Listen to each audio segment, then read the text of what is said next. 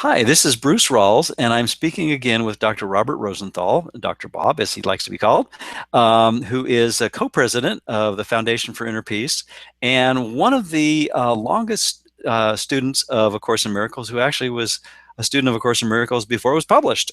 And we're talking again about his wonderful book, which is From Plagues to Miracles. And I can't say enough good things about this book. And it's a wonderful a description of, in a symbolic way, of the process that we go through in moving from an ego thought system where it's all about self-interest and a dualistic kind of thinking to one of inclusion and all the great metaphors that are tie into the book of Exodus. And Bob has done just a brilliant job of putting all this together. And the last conversation we had was predominantly about the first half of the book, which talks about different kinds of slavery and bondage and a myriad of other great topics. And we thought we'd shift, and I'll put the link on the website to that conversation. But I thought we might shift to more the latter half of the book of after Moses and the Hebrews cross over the Red Sea and are in the wilderness and trying to figure out what to do next and that sort of thing. So anyway, thank you, Bob, for being here and welcome. And anything you'd like to start out with? Just first, thank you. It's a delight to be here and to revisit From Plagues to Miracles, which was written in, 2010, 2011. So, there's been a lot of distance between now and then. And when you write a book, you're immersed in it. But after enough years, you go look at it and you no longer have the sense that you're the one who wrote it. It's speaking to you just as any book would. So you have given me an opportunity to look at From Plagues to Miracles again in a wholly different light. And I was just sharing before we started that I was looking it over and I'm, grappling with some issues, a lot of unexpected expenses. And I'm looking at the chapter on mana and I'm like, this is really helpful. I need to pay attention to this stuff. I know exactly what you're talking about. It's like whenever I share, including conversations such as this one about course-related things, it's like, wow, I could actually apply this stuff. This is good stuff. Yes. Isn't that how it goes? Huh? Yeah. Well, we're always learning, and sometimes, our voice from the past can still help us learn, and sometimes it reaches out from the future, and, we'll take it wherever we get it. Exactly. Well, do you want to talk about, any of the first part of the book just to tie it together and provide a context? Yeah, let me give a, sort of a, maybe not quite an elevator pitch summary. Sure. But, the idea for this book is that the story of Exodus is, in fact, A Course in Miracles. What I mean by that is not, A Course in Miracles that we all know, but it's a training course in how to undertake the spiritual journey and in the process utilize miracles, express miracles, experience miracles as kind of the avenue for moving forward on that journey. It also, the book of Exodus, is a beautiful exemplar of the struggle that we all face as human beings, where we have this ego self, which in the book I call Pharaoh ego, because the Pharaoh of Exodus is just such a perfect exemplar of the ego. Unreliable, murderous, jealous, on the one hand, just sort of mewling, oh, please, I'll do anything. And then the next moment he wants to kill you. So the Pharaoh is a great portrait of ego. And Moses stands in for what our A Course in Miracles would call both Jesus and Holy Spirit. That within us which knows the way forward and will guide us if we allow that to happen. So the whole story kind of lays out in a pretty amazing way. The first half really does, the conflict is between Moses and Pharaoh. That is the part of our mind that wants us to be free and the part of our mind that wants to keep us enslaved to all of the various ego identities that we grow up with. In that sense, it's almost like a psychotherapy process, only if psychotherapy is designed to find your best, most comfortable self.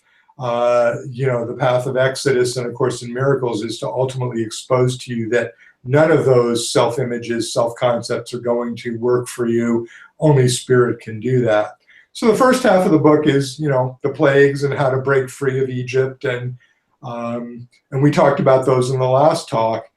The second half of the book, which I actually find much more, well, no, they're both powerful. I shouldn't say that.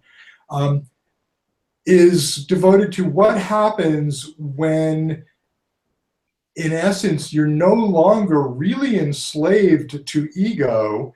That is to say, for those listening, you've been a student of A Course in Miracles. You know what ego's games are. You know what you really want. There's no more ambiguity about the journey, and you don't really want to be that stockbroker who makes $20 million. You want freedom, you want peace, you want love, you want forgiveness. What happens at that phase of the journey where you know what you want, but you keep stumbling and you keep falling back? And for me, the most powerful chapters, and the ones that I probably find the most helpful, are indeed the chapters on the wilderness, on mana, and the final chapter on the promised land. So I think maybe a place to start would be the wilderness, because I think it's very, very misunderstood. Mm-hmm, mm-hmm. Before you do, I'd just like to make a comment, because I thought that the Red Sea was such a great, the crossing over, that pilgrimage was such a great metaphor for sort of a symbolic transition, like as you were pointing out, between not necessarily a mathematical midpoint, but just sort of a pivotal crossroads in our thought process of being more identified with the ego at some point, and then finally, as that sort of ramps down, our inner kindness teacher, Holy Spirit, the Jesus of A Course in Miracles, or the Moses mind, if you will, of this story, becomes more predominant, and there's sort of that shift that is sort of like a turning point where, like you say, it becomes a realization that the ego is not going to cut it. But we're still sort of, there's still remnants that need to be addressed, and I find that the second half of the book, in some ways, tends to emphasize, for me anyway, this in the manual for teachers, the fourth stage in the development of trust, where you're no longer invested in the ego wholesale. But there's still a lot of little connections and the little baggage and habits, and that's like where the mana comes in. Is it's like, okay, I need to really trust in every circumstance, and as it says in that little paragraph, we're not each step so heavily reinforced it would be difficult indeed. And I think that's a great place to remember that we really do have the capacity to trust more deeply than we usually give ourselves credit for. Anyway, I think that's spot on. In a sense, I would say that in Exodus, the Red Sea crossing is that transition point where we shift from being 100% identified with ego. We believe that's who we are. And maybe we have some nice little spiritual moments that, come to us now and then. You ate those hot brownies or something, and, but we go from a complete identification with ego that has a few bright spots of spirit to recognizing, no, that's not who we are. And yet, the remnants of ego drag on.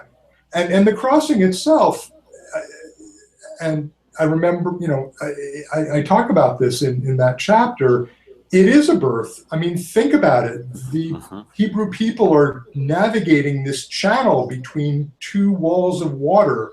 I mean, they're being born out of this amniotic, Red Sea, and this narrow passage that they can't all get through. They have to squeeze through, and then closes the moment that they're out. I mean, it's really quite a lovely, metaphoric image for that transition. But I do think that for so many of us who have been on this journey a long time, yes, the other side, we make it across the Red Sea, and in the Bible, there's this big celebration. It's called the Song of the Sea, and the Hebrew people are dancing and they're jubilant. This is where if Hollywood made the movie, they'd end it. Maybe they even do. I don't know. I don't remember how most movies end. But in fact, it's almost like, all right, you've made that crossing, but there's still enough ego there that you think that's the end, and you're celebrating when, in point of fact, there's this necessity of purification. I mean, I always like the miracle principle that says, miracles are everybody's right, but purification is necessary first. What does that mean, purification? It sounds like you got to go do a sweat lodge in the desert or something. What it really means is that starting from this very different recognition of what self can be and actually is, cleaning out all those vestiges of ego. So in Exodus, for example, I was very struck that once the Hebrew people have made it across to the wilderness, they're in this dry, desolate place. It's certainly not any place you'd want to live. In fact, you can't live there. And I see it as kind of a mental space that's just stripped clean of all illusions. Any illusion you cherish, it can't live there. It won't live there. It's gonna smash up against the rocks. And yet, what do the Hebrew people do when they're in the wilderness? They dream about Egypt. They're constantly reprimanding Moses for leading them out of this wonderful place where they had, fish and melons and loaves of bread, and they make it sound like a Hawaiian resort or something. No, Egypt was slavery. But our ego mind will do this and, in a sense, long for a past that really doesn't exist, because the alternative, we're just not there enough yet. And, I've spent a number of years in my life feeling very unsettled, kind of like, well, okay, if this is where I am, what does this mean? And how does this journey proceed? And, how do you walk across that bridge, a metaphor that A Course in Miracles uses frequently? And as you walk across it, what does that mean? But I think it really is just that purification period. We're having all the ego sweated out of us. And the more we recognize spirit, the less congruent all of our old ego habits and memories are. And therefore, they show up in very glaring ways. I just spent a weekend with my family at my daughter's graduation, and I haven't been around my family living together in a big house in, I don't know, decades. And, there was one night where I was trying to herd everyone and get them out the door and get to dinner and trying to drive in traffic to pick up my daughter at her dormitory. And I noticed, I was like loaded for bear, angry, driving fast. It was kind of like, wait a minute, where is this coming from? Well, that's the wilderness. Before the Red Sea, it's going to be, well, I had a really bad day. I'm kind of pissed off, upset. After the Red Sea, it's, wait a minute, this isn't me. This doesn't belong to me. And therefore, it becomes another opportunity for forgiveness of self, exactly. Forgiveness of the other. Yeah, it also seems like in that sort of pivotal transition point, there's a growing and perhaps predominant realization that you can no longer do the victimhood blame projection scenario as readily without the red flag going up, because you've caught yourself enough times, just like, okay, there I am again, trying to project out something and be at the mercy of instead of being merciful, and it's the same word just turned around. and I think then we realize that we can be merciful, but there's still that residual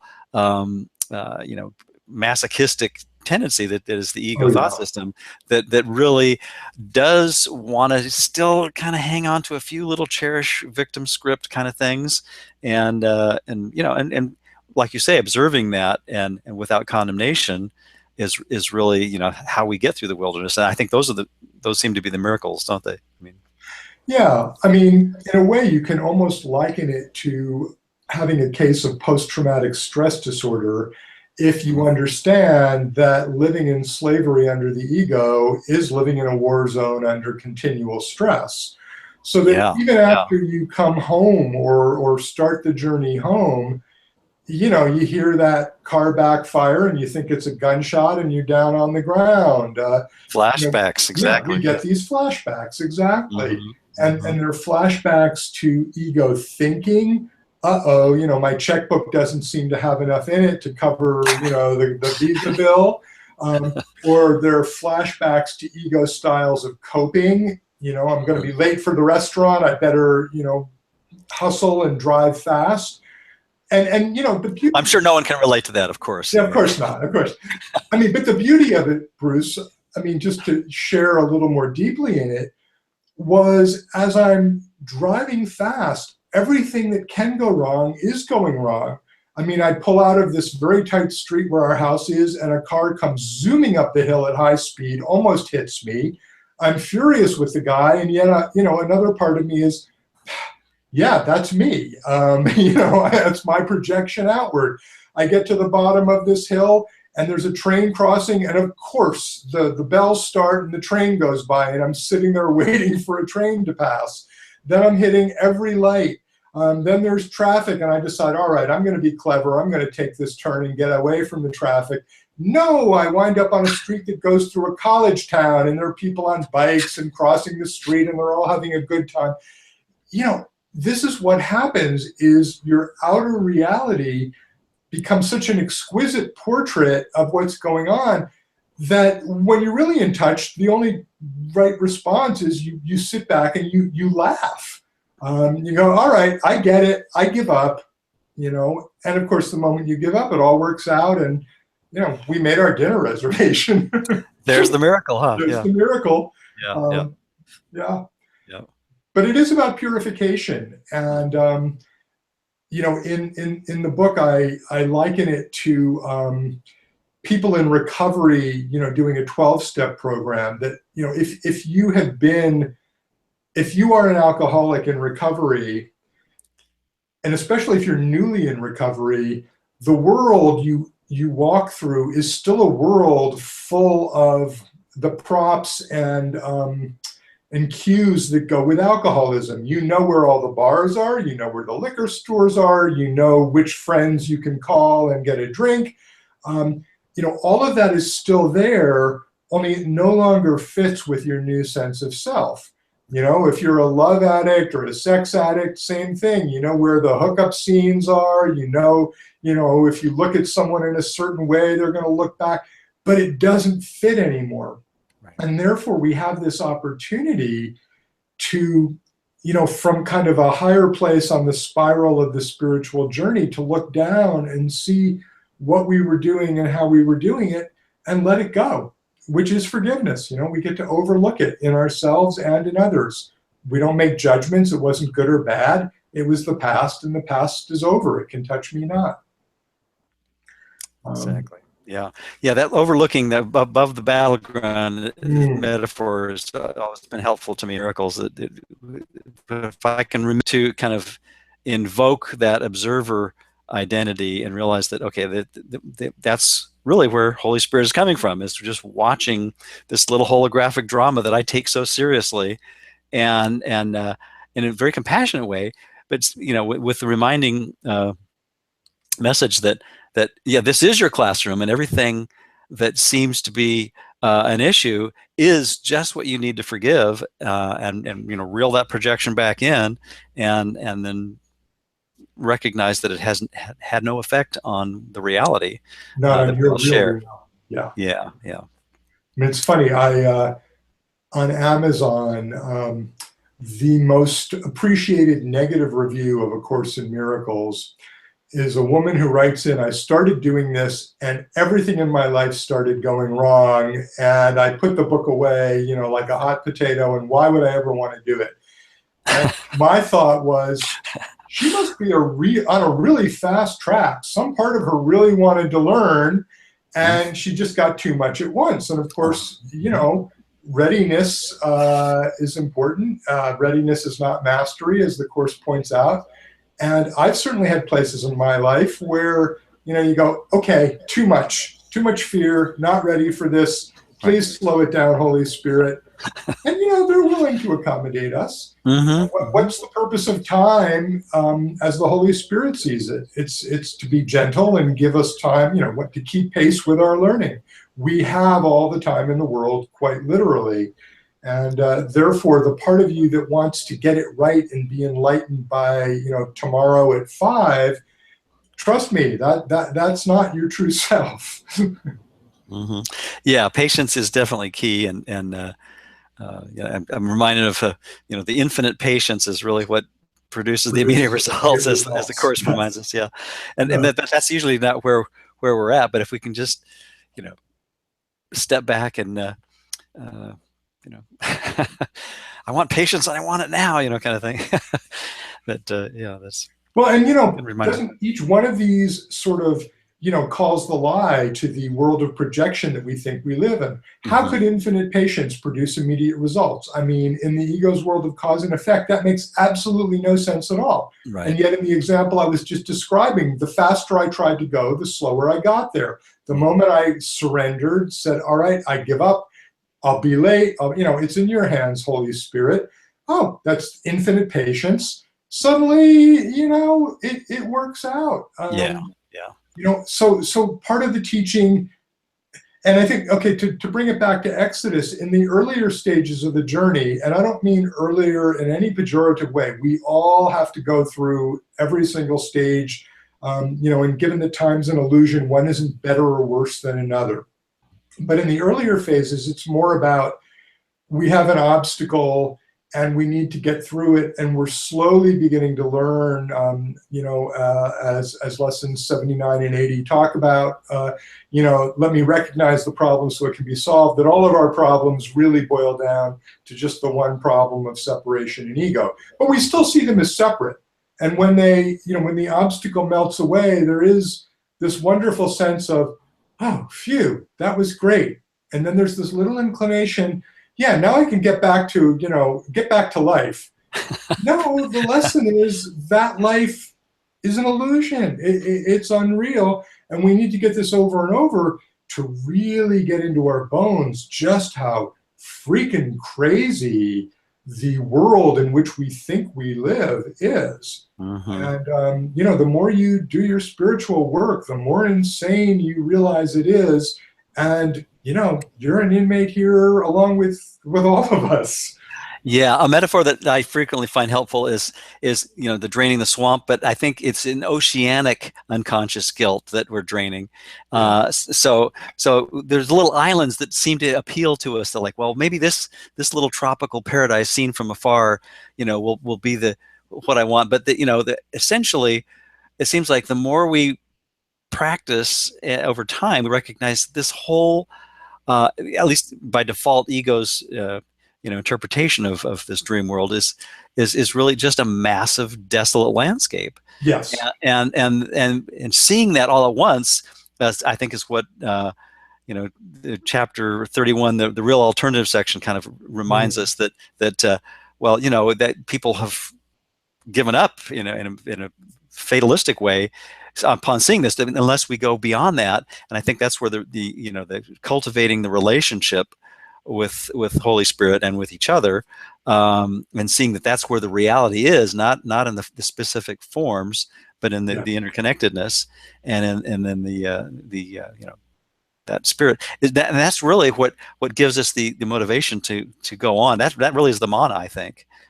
Those Yeah. little moments of holy instance of recognizing that kindness really does fulfill us in a way that the material achievements never could. Well, it's all about love. And, Yeah, yeah, so yeah. the lesson of the wilderness, so to speak, is that the world of illusion being unreal is a wilderness. It can't feed you, it can't slake your thirst. There is nothing out there that will really help you live. And in fact, the Course tells us if we embrace it, quite the contrary, it's going to kill us. So the lesson of the wilderness and the purification is to develop discernment so that we see when we are chasing after a mirage, the ego's old adage maxim of, seek and do not find. because mirages, that's their nature. When you get there, there's no there there. Mm-hmm. So the lesson of the wilderness is to really develop that discernment and to be able to, at the end of the day, recognize, this is real, this is good, this is what I want. And that's always going to be love or peace in some form. Yeah, one of the subtle symbols that I'd never thought of until you presented it in the book was the mana being only good for that day, and Uh, how that what a great metaphor for the specialness that we have about our nostalgia for the past. And of course, nostalgia ain't what it used to be, right? But I forget who said that, but I should yeah, attribute that. But it's that whole thing of thinking, well, I did this way before, and that should now work again. Well, not necessarily. I think it's if we can remember that we get guidance to see things afresh and anew each moment. That really isn't formulaic. It just means that we need to continue to refine our connection to that inner guidance in a way that helps us abandon the attachment to the form and the specifics while using those as our classroom to go beyond them. So anyway, I think that kind of ties into the that the mana is only good for that moment. It really is just in the moment we get that guidance, and to try to bring in the form, thinking that if I read the same book, or I read listen to the yeah. same audio, I'll get it. That's all I need. I just need to surround myself with the no. It's the mindset that is really the cause, and the reinforcements are are just that, right? Yeah. Well, and mana, where do we need mana? We need it in the wilderness. So it does Yeah. serve that function of purification from the past, because Mm-hmm. the past isn't going to satisfy us. But Yeah. it's probably one of the most profound metaphors there is. So first of all, the Hebrew word for mana, literally translated, means what is it? So it's a mystery. It's a question. We don't know what it is. Right there, you've got, the essence of one of the core teachings of A Course in Miracles. I do not know what anything, including this, means, and therefore I will not use my own past learning as the light to guide me now. So what is it? We don't know what it is. We don't know what we need. In the Bible, it says, you gather mana each morning. It's only good for that day. If you try to accumulate more, it rots by the next day, so you can't eat it anyway. That is, it's not about the future. You can't stockpile it. Any plans you make are not mana. It's only good in the present. And then the Jewish sages in the Talmud and Midrash say mana will taste like whatever you want it or need it to taste like. So to me, this also is A Course in Miracles. We're going to get what we need, but we don't always know what that is. What is it? And it's only good in the space of the day. Because let's face it, folks, in the world of God and spirit, there is no past, there is no future, there's only the present. This is one of the hardest things for me, because I know it, I've lived it, I've experienced it, and I'll still say, yeah, but you really should have a retirement account. That's the responsible thing to do. And I'm not saying we shouldn't. I'm just saying that to hold those things as as somehow the end all and be all of survival is a mistake. Yeah. The attachment to it is a mistake. Exactly. Yeah. So kind of the Eastern concept of attachment and aversions, and when we Yes. catch ourselves investing in that and watch our mind going down that past path again, and say, "Oh, there I am, thinking that that's where my peace is contingent on some external, part of this hologram." Well, maybe not so fast. Not so fast. Yeah. Yeah. Indeed. Yeah. And Well, mana. there's a lot of other great metaphors I think the development of trust we talked about in the wilderness and the mana, and I think one of the things that was kind of fascinating to me is keeping God at a distance, and Mm, and the 14th chapter on Mount Sinai, and I was thinking about the word vicarious and the root word vicar as kind of a religious intermediary, and how I stumbled across that years ago and looking up vicarious in the dictionary, and it's like, oh, that's interesting. The word vicar, which is a kind of a pope surrogate or whatever. I forget the exact, because I didn't grow up in a Catholic environment, but I think the word I vicar sure did. has to do with an intermediary, and I think that's sort of what you know Moses is sort of that representative of an intermediary. But we, as all the thoughts in our mind that are afraid of a direct connection with spirit, Yes. um, would be symbolic of, well, let's let Moses do it, and we don't really want to, have that direct contact, but Well, it kind of goes to the obstacles to peace and A Course in mhm, Miracles. I mean, what's the mhm, fourth and mhm. final obstacle? It's the fear of God. Yeah. And I mean, this just came up in a question from someone who wrote into the Foundation for Inner Peace, as people will do. It's kind of like, okay, what does that look like when I'm back in oneness? What happens to the me that's here? Well, until you are very well established in an ongoing experience of peace, love, that really is more substantial and real than the world around you, that's going to be pretty scary.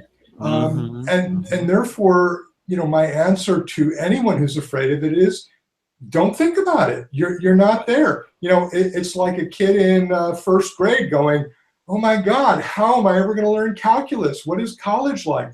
You don't need to do that. You just, back to 12 steps, one day at a time. What is your next step? And believe me, if you are ready, Spirit will absolutely show you what your next step is, and it will absolutely be something that is within your ken. You will be able to work with that. But the ego comes in and, reads a book by, Ramana Maharshi and goes, "Oh, well, that's what I should be doing." No, not necessarily. You know, um, all our paths, are different in that way. But I hadn't heard that use of the term vicar.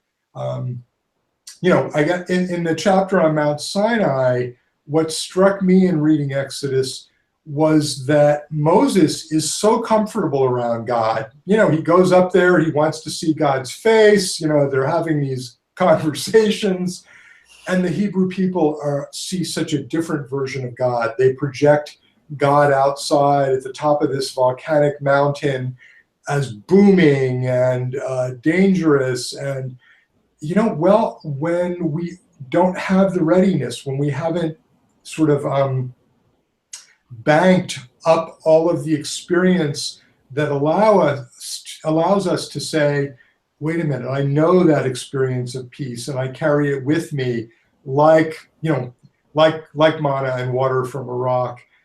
If we don't have that, and the Hebrews don't accept that in the wilderness, they're not going, how cool, we've got this rock, and wherever we go, water comes out of it, and we have drink, and wherever we go, manna appears every morning. They don't trust it. It's kind of like they're going, well, is this all there is? All right, I guess we'll take it.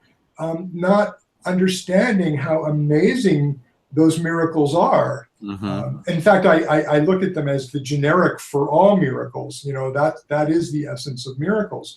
But if you're not ready for that, then you're not ready for the direct experience of God. And you have to make it vicarious. I'll use your word here, which I think is great. And the moment you do that, you lose God. And here Right. comes the whole world of organized religion. What Yeah. happens when you lose the direct experience of God? Someone writes down 10 commandments. Someone tells you what you need to do. And to quote the psychologist Gregory Bateson, the map is not the territory.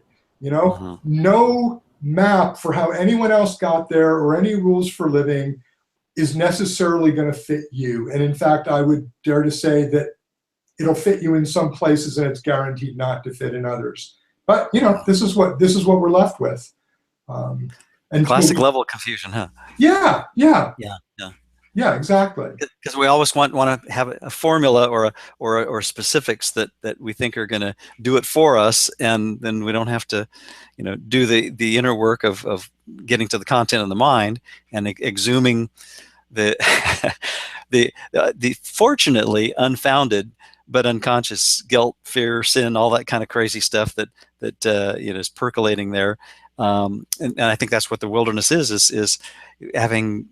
And I think that's why your book really shines. It brings out how it really is an ongoing process of of purification, and seeing how we just need to consistently look at the contents of our mind over and over and over again, and find all those little archetypal, threads and ribbons that have, been given back to us on a silver platter to examine and see how, wow, here's an area that I hadn't looked at before, but this is one more place where I was kind of holding out a little bit of ego identity investment, and now I can look at this, forgive myself, and go on to the next one, whatever that might be. And we don't really know what that's going to be, do we? We don't. I mean, maybe the same thing shows up 10 times in a row. Maybe it goes away and never shows up again. Maybe it shows up in 10 years in some different form. But, whatever it is, it's all grist for the spiritual mill. Lesson 333, forgiveness ends the dream of conflict here, which was one of Ken Wapnick's favorites. At least he referred to it all the time. Basically says you can't evade conflict. It has to be faced where it is, as it shows up in the form. I mean, it has this long, typically Course in Miracles list of all the possible contingencies, and it's beautiful. You can delay.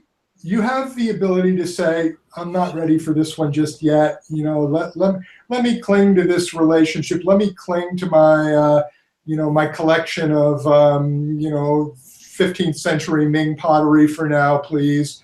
But ultimately, you have to let it go, because as the Course tells us, if you cherish even one eensy teensy tiny illusion, you basically bought into the entire world of illusion. You can't be a little bit pregnant.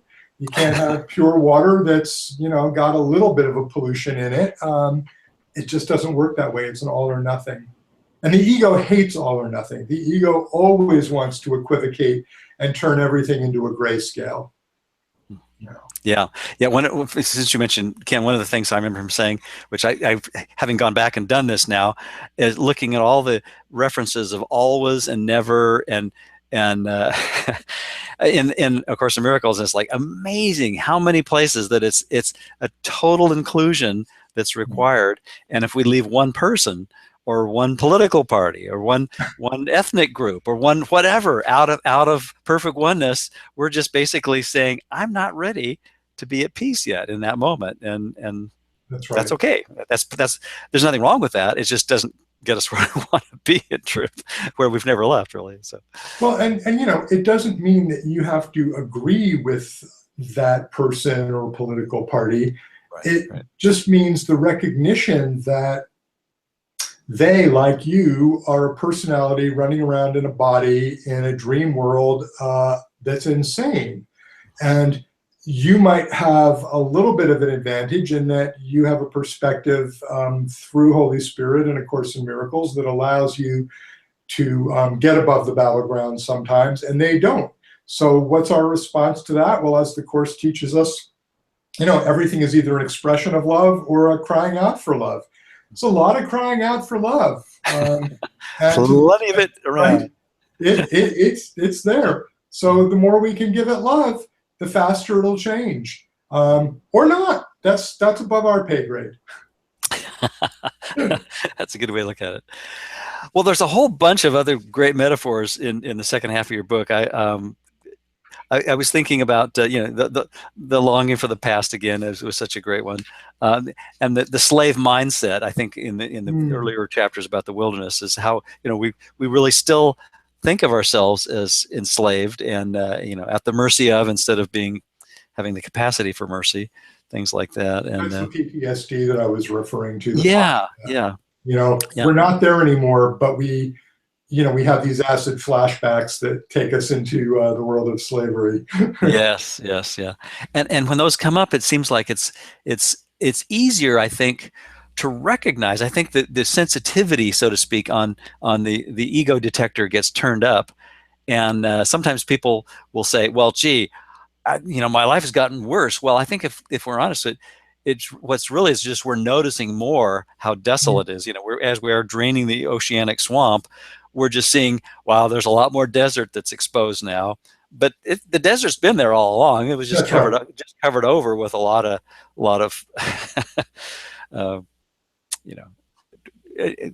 avoidance, basically. Yeah. Yeah, we're getting into deeper and deeper layers of the nightmare, which means we're approaching, its source in raw separation, with the capacity for greater and greater directness, which means that we, at some level, are now in a position to heal that. I sometimes think of the world as this very, very dark, thick curtain. I mean, the Course uses the metaphor of the veil frequently, Mm-hmm. and that each person who sort of makes a turn towards God and spirit and lets in a little bit of light is a little tiny pinhole in that dark black veil. But the moment one person does that and some light comes through, someone else sees a little bit better, and then they're in a position to open that aperture a little bit. And before you know it, you've got many, many pinpricks in the veil. And now there are 100,000, and now there are 1,000,000. And with that, they get bigger and bigger, and more light comes streaming in. And I really do feel like, that's the way the world ends. Not with a bang, not with a whimper, but, the Course's final judgment. You are, my son, and I love you, and all is well, and all manner of things shall be well. Yeah, with a gentle smile and Yeah, perhaps a little laugh. yeah, yeah, yeah, yeah.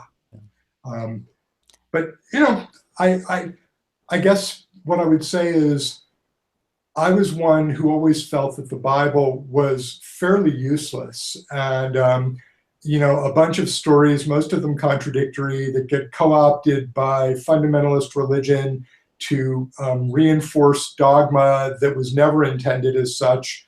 Um, and and I was really quite delightfully surprised when I dug into Exodus in this way, to find that, lo and behold, I mean, it's a beautiful, shining metaphor for the spiritual journey. Mhm. I'm a big fan of the book Moby Dick. Wrote a couple of big college papers on it, and I was already a student of the Course at that point. And I think Moby Dick offers us the same dichotomy between Captain Ahab, who is also a real portrait of ego. He's just hell bent, literally, on getting that whale and penetrating the surface that can't be penetrated, and capturing that which can't be captured. And at the end, he's snared by his own harpoon that wraps around his leg, and he's dragged down with the whale, and he dies. Whereas the character, the narrator, Ishmael. Spoiler alert, right? If you haven't read the book. Yeah. Okay. Well, now I know how it ends, because I haven't gotten to that one yet. But thank you. Oh, it's worth. I'm not spoiling anything with it. But, No, I know. it gives this whole alternate pathway that's contrary to ego, about what will support us. And I won't share the details of that, because yes, you're right. I should leave the book for other people. But yeah, it's probably one of the greatest books of the spiritual quest there is, when you can read it as such. But so is Exodus. And if you had ever said to me that Moses and Pharaoh were closely related to A Course in Miracles, I'd be like, what? They are. I think what you're just suggesting actually provides a way to generalize, which the Course suggests that we do, by once we recognize that there's a thought system that is functional, that's the real alternative to the dysfunctional one, we can use that to, whether we're watching a movie, listening to lyrics of a song, reading a classic novel like Moby Dick or Exodus, or anything really. We can take every experience and see it through that lens of forgiveness and this epic story that we're all appearing as the protagonist in, but in a sense we're all that same character, Yeah. just masquerading as different forms, aren't we? Yeah. I mean, in a way, the more you're Joseph Campbell and the hero with 1,000 faces, you are on your own hero's journey, but it's the same hero's journey for everyone. And it will go through some of the same archetypal challenges and transformations. So it looks different in a world of form, but it's the same journey, and we do find it everywhere. I mean, the more I look at literature, and True Confession, English major, and all that, Yeah, you see it everywhere, which makes sense because this is the only thing that we need to get from life. There is, if when you read a book that is thoroughly situated in the world of this world and it's real, whether, I don't know, love story or, your book on baseball or whatever, there's something small about it. There's something cramped about it. It doesn't enlarge your perspective. When you read literature of the quest, whether that's going all the way back to Parsifal or whether Moby Dick or Exodus, Siddhartha, it opens us up because we are all following, that same journey. And Lord knows we're not unique. I mean, I love that section in the teacher's manual where it talks about, time is just this recycling, and an idea that was discarded ages ago is old and time worn, reappears as fresh. We just keep going through this, but I like to think we're learning it, a little more solidly and better with each revolution, and getting towards resolution. So that instead of revolving and spinning, we're resolving and finding the solution. I like that wordplay. Because I know you like words and puns just like I do. That's a great one. I hadn't thought of that one. That's really good. Yeah, that's very helpful. Very helpful. Well, to resolve any remaining topics that you want to cover in the second half of the book. Yeah, I mean, there is a lot there. I think the lesson of the golden calf is profound. Yeah. And again, goes to kind of that PTSD of we're lost, we feel like we don't have our guidance, and what do? We resurrect Egypt, because one of the sources that I used said that the bull was the symbol of the pharaohs. So in that sense, a golden calf is a recreation of Pharaoh, and it's made from the gold that the Egyptians gave the Hebrew people when they left Egypt. And so in a sense, it's like, okay, we're taking this gold, which was the payments, our slave wages being given to us. We're now free. We can make our own way. And we're melting it down and turning it back into an idol, a symbol of what we escaped from. But it's, another reiteration of how ego comes up. I think the thing that I would want to emphasize, and the thing that I, as a writer and as a spiritual seeker, am perhaps most appreciative and proud of in the book, is the final chapter, The Promised Land, because the Hebrews of Exodus don't get to the Promised Land. Moses doesn't get to the Promised Land. He dies, he can see where it is, but he can't get there. And I think that is a very, very profound statement that ties in with Buddhism and the whole bodhisattva idea, that we all do this together, and we haven't gotten there yet. And therefore, to a large extent, the promised land, the real world, is still just over the horizon. We can glimpse it, but we need to become Moses and lead our people, our brothers and sisters, out of their slavery, not by, at the point of a gun or convincing them that we're right, but by example, by being an example of love and forgiveness and kindness and the capacity to overlook sins that don't exist.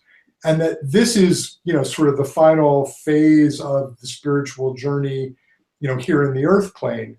And one of the places where A Course in Miracles deviates somewhat from Eastern religions, I mean, there are a couple, Eastern religions talk about emptiness, shunyata, as, the end of the path. I find that hard to credit. I think it's just they've ruled out love from the get-go, and therefore when you strip away everything unreal, what you get is emptiness. But I also believe from reading a number of those writers that experience of emptiness is one of deep peace and contentment and no self. And okay, the moment you go there, it starts sounding very familiar. But that idea that we achieve our own freedom in the eyes of by forgiving our brother, that we undo the separation by recognizing that separate bodies are an illusion, and that there's a commonality, a collective, a oneness behind all of that, that I haven't run into that anywhere else than A Course in Miracles. I think Christianity tries to get at it. Uh-huh. Uh-huh. Um, and I think, Jesus came back, with this to try to make it a little more clear. But I think that is one of the most profound things in A Course in Miracles. And for some people, one of the most disturbing. What do you mean I can't get there on my own? But as the Course says, the lonely journey fails because it has excluded what it would seek from the beginning, from the outset. You can't get there on your own because there is no on your own. And that's the other thing I love about Exodus is it doesn't take one person. It talks about the Hebrew people. There's a collective that all has to get there together. And All in or nothing. Hebrew, the word Hebrew in Hebrew is ivrit, which means wanderer. Now, the scholars see this and go, okay, well, Hebrews, they were a nomadic tribe, they were wanderers, they were looking for their home. But at the metaphoric level, aren't we all wanderers too? We did this separation thing and we found ourselves in this real feverish nightmare, not knowing how we got there, not knowing how to get back, being really scared, trying to figure out how to navigate it. We're lost. We're looking for home. And it's not the home of our childhood, like lesson 182 talks about. But for some of us, that's an analog. But we're trying to get back. We, like the Hebrew people, we are all wanderers lost in this consensual delusion together, and we'll all find our way out together. And that together, for a while looks like one at a time, and yet here we are. You and I are talking. You did a show just before this. I did one this morning. Anyone listening, hopefully is a student of the course. If not, go get your books. Shame on you. You should feel very guilty. Yeah. No. We're all walking the path together. Exactly. Yeah. So somehow that my response just now reminded me of a thing it's sort of a non-dualistic joke, which is there's this which you may have heard. There's this English teacher who has made a study of double negatives and double positives, and he says there's lots of examples in different languages of double negatives meaning a positive. He says, I've traveled the world over and I have found absolutely no instances of where a double positive can make a negative. And so there's this pause, and then finally there's this lone voice in the back of the classroom who says, yeah, right. That's pretty brilliant. So anyway, that's it. Since it's a course in not know, as Ken Wapnick says, I think that's sort of an apropos way of looking at yeah, right is basically ego's response to the idea that there is a promised land, and there is a a realm of awareness and being that is beyond our capacity at this point to fathom it. And I think that's why we get the little miracle moments, the holy instants, and those little glimpses, so that we keep going, because and those are the little bits of water and mana that we get that are fulfilling in themselves, but really just kind of pre-tastes of an awareness that I think we're all drawn to. I remember, a few decades ago picking up the course for the first time, and I had no idea really what the metaphysics was leading me to, but I just knew that intuitively I felt drawn to what was between the words, between the lines, that was speaking to me. And I think that's, a kind of analogous to Moses, drawing us forward to something we have no idea where it's leading, but we know that we need to trust that and go on. Well, I think many of us, had we known where the course would be leading us, would have deep sixed it in fairly short order. So, I'm going to do what? Yeah, right. So, no not way is a good thing. And I would also add that those moments that come to us in lovely flashes, as the course talks about, they do grow more consistent with practice. They do grow more reliable. They are there, in almost a reflex way to see us through some of the hard times. And I think there is this propensity towards a certain spiritual materialism where we look at someone, or spiritual Calvinism really, and go, wow, their life is really not going well. They must have screwed up. They're not doing it right. It's like, oh, if we're walking God's path, we have everything we need. Well, no, they're probably doing it exactly right and surfacing what needs to be worked through and gone through. And yeah, if you get to the end of that line and you're the bodhisattva and you're just doing the teaching and sharing the love, that's great. But it isn't a whoopee high five moment, and that's what when I was thinking about the promised land. It's not the crossing of the Red Sea. It's not, woohoo, we made it, yeah, we won, we got there, screw Pharaoh, yeah. No, it's a much quieter kind of a realization of just, oh, this is it? Huh, okay, I get that. There's a great line from Chinese, Taoist Layman Pang, who I quote a different poem of his in the course in my book, but he has the last lines of one of his rare poems is something like, "You are neither holy nor wise, you are just an ordinary fellow who has finished his work." I absolutely love that. It's kind of this image of you dust off your hands, the illusion and the dirt and the crap falls away, and yeah, you're just done. The celebration is egoic. It's not sad. I mean, it certainly feels great, but when you're there, and we all are guaranteed to get there. That's the good news. But you're neither holy nor wise. You're just an ordinary fellow who has completed his work, and that's a miracle. Yeah. And it does require trusting in a thought system that isn't of our own making, isn't it? For sure. Yeah. We couldn't get out of it on our own. We would be lost. Yep. Thank you, Holy Spirit. Indeed. Anything else you'd like to share?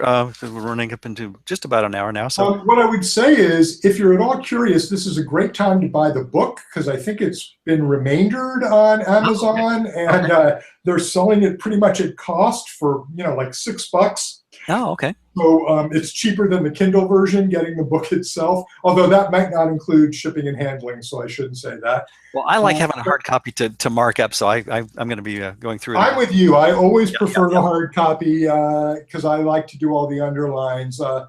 But it's a good time to buy it, and I feel like a lot of it was guided. One time I thought maybe I'd be writing more about biblical topics, but if I am, it's not going to be for a while. So, I'm pleased to have it in my repertoire and to be able to turn back to it and, review some of the lessons of Exodus because they're pretty powerful and profound.